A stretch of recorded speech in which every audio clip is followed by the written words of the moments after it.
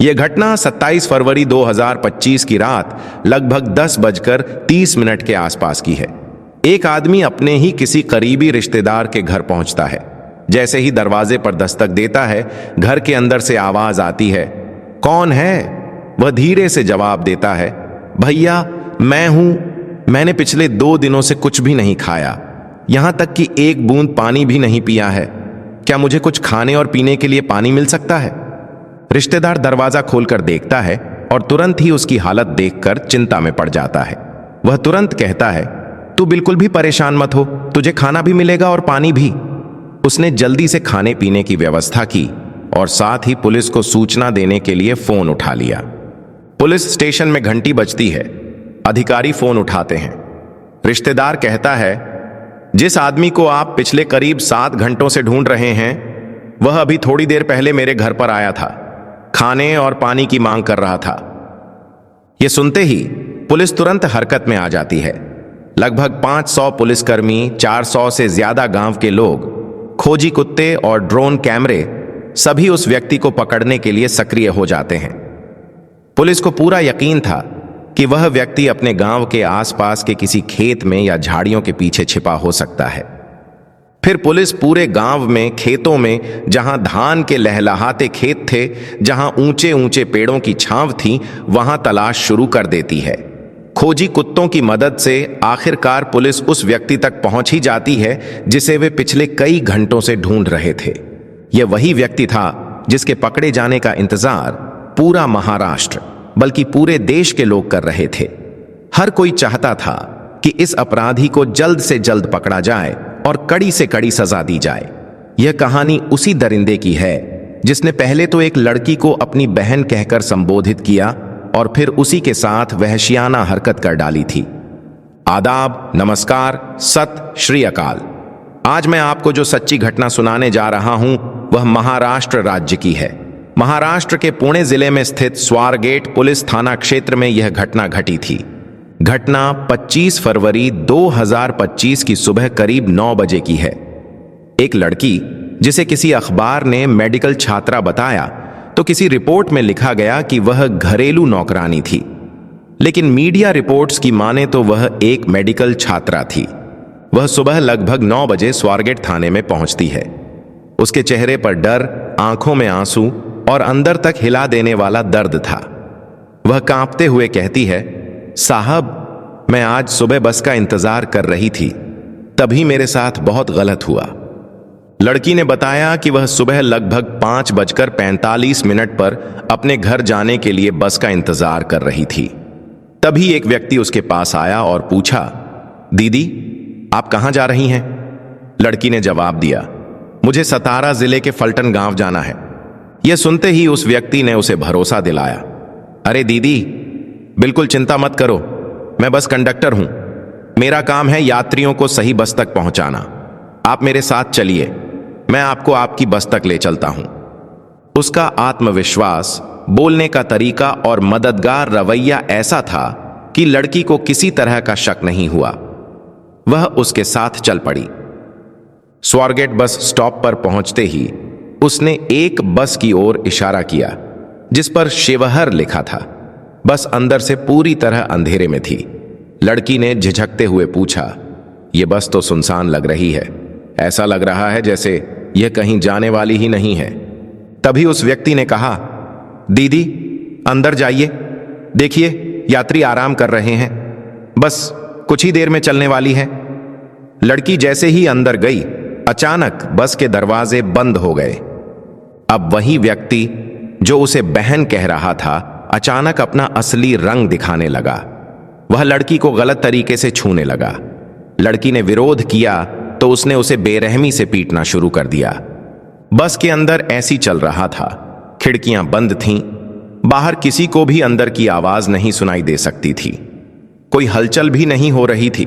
और फिर उसने लड़की के साथ दरिंदगी को अंजाम दे दिया। उसने लड़की को धमकाया, अगर यह बात किसी को बताने की कोशिश की तो तेरा अंजाम बहुत बुरा होगा। फिर वह वहां से भाग निकला और अपने गांव जाकर छिप गया। घटना के बाद लड़की सदमे में थी। वह सोच नहीं पा रही थी कि अब उसे क्या करना चाहिए। लेकिन फिर उसने हिम्मत जुटाई और गांव जाने वाली बस में बैठ गई। रास्ते में उसने अपनी दोस्त को फोन किया और रोते रोते उसे पूरी घटना बताई। दोस्त ने बहुत जिद की, बार बार समझाया और आखिरकार लड़की को समझाने में सफल रहा कि उसे इस मामले में चुप नहीं बैठना चाहिए, बल्कि पुलिस स्टेशन जाकर अपनी आपबीती सुनानी चाहिए। थोड़ी हिचकिचाहट के बाद लड़की ने हिम्मत जुटाई और थाने पहुंची। वहां जाते ही वह पुलिस के सामने अपनी पूरी दर्द भरी दास्तान बयान करने लगी। उसकी बातों को गंभीरता से सुनने के बाद पुलिस ने तुरंत एक एफआईआर दर्ज कर ली। एफआईआर दर्ज होते ही पुलिस ने उस क्षेत्र में लगे सभी सीसीटीवी कैमरों की फुटेज खंगालनी शुरू की। वहां कुल 71 कैमरे लगे हुए थे, जिनमें से 23 कैमरे ऐसे थे जो नजदीकी दृश्य को रिकॉर्ड कर रहे थे, जबकि 48 कैमरे दूर तक का दृश्य कैद कर रहे थे। इन सभी कैमरों की फुटेज को बहुत ध्यानपूर्वक जांचा गया ताकि कोई सुराग मिल सके। गहन विश्लेषण के बाद पुलिस को एक व्यक्ति पर संदेह हुआ। यह वही व्यक्ति था जिसकी उम्र लगभग 37 साल के आसपास थी। आगे की जांच में उसका नाम सामने आया, दत्तात्रेय रामदास गाढ़े। दत्तात्रेय रामदास गाढ़े महाराष्ट्र के पुणे जिले के शिरूर तहसील के गुनाथू गांव का रहने वाला था। जैसे ही यह खबर मीडिया में आई, पूरे सोशल मीडिया पर हड़कंप मच गया। हर जगह बस इसी मामले की चर्चा होने लगी। दत्तात्रेय की एक तस्वीर भी वायरल हो गई, लेकिन वह तस्वीर बहुत पुरानी थी। इसी बीच यह घटना हुए लगभग 12 से 13 घंटे बीत चुके थे। जब दत्तात्रेय को सोशल मीडिया पर अपनी फोटो और खबर वायरल होती दिखी तो वह घबरा गया। वह तुरंत अपने घर गया, कपड़े बदले और वहां से निकल गया। पूरे दिन वह इधर उधर घूमता रहा और शाम को एक भजन संध्या में शामिल हो गया। भजन गाते समय भी उसकी बेचैनी बढ़ती जा रही थी। अचानक जब उसने अपने मोबाइल पर न्यूज स्क्रॉल करनी शुरू की तो उसे अपनी ही तस्वीर सामने दिख गई। यह देखकर वह घबरा गया और वहां से चुपचाप खिसकने लगा। इस पूरी स्थिति में उसने अपने परिवार को बिल्कुल भी भरोसे में नहीं लिया। उसने न तो अपने पिता को बताया, न अपनी मां को, न ही अपने भाई, पत्नी या बेटे को। वह चुपचाप गांव के ही पास स्थित खेतों में जाकर छिप गया। उसने ऐसा व्यवहार किया मानो कुछ हुआ ही नहीं हो, जबकि कुछ घंटे पहले ही उसने एक मासूम लड़की के साथ जघन्य अपराध को अंजाम दिया था। इस बीच पुलिस उसकी तलाश में जुट चुकी थी। आरोपी को पकड़ने के लिए कुल 13 टीमें बनाई गईं। पुलिस ने हर वह जगह खंगाली जहां जहां उसके छिपने की संभावना थी। उसके दोस्तों, रिश्तेदारों और जानने वालों से पूछताछ की गई। पुलिस को यह भी संदेह था कि वह गांव के आसपास ही कहीं छिपा होगा। 27 फरवरी 2025 की रात लगभग 10:30 पुलिस को एक महत्वपूर्ण सुराग मिला। उसी गांव में रहने वाले एक रिश्तेदार के घर आरोपी पहुंचा और वहां उसने बहुत ही दयनीय स्वर में कहा, भैया, मैंने 2 दिन से कुछ भी नहीं खाया, यहां तक कि पानी तक नहीं पिया है। क्या मुझे थोड़ा खाना और पानी मिल सकता है? रिश्तेदार ने उसकी हालत देखकर उसे खाना और पानी दिया, लेकिन मन ही मन उसने पुलिस को इसकी सूचना देने का निश्चय कर लिया।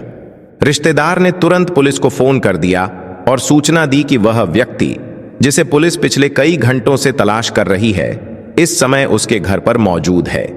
इस खबर के मिलते ही पुलिस ने अपनी कार्रवाई तेज कर दी। पुलिस ने पूरे गांव और आसपास के खेतों में व्यापक तलाशी अभियान शुरू किया। इस ऑपरेशन में 500 से अधिक पुलिसकर्मी और लगभग 400 ग्रामीण शामिल हो गए। खोजी कुत्तों और ड्रोन की मदद से अपराधी को पकड़ने की कोशिश की गई। पुलिस को पूरा विश्वास था कि वह व्यक्ति अधिक दूर नहीं गया होगा। करीब 2 दिनों की खोजबीन के बाद पुलिस को जानकारी मिली कि गांव के पास एक गन्ने का खेत है जहां आरोपी छिपा हो सकता है। पुलिस ने वहां कई घंटे तलाशी की, लेकिन कोई सुराग नहीं मिला।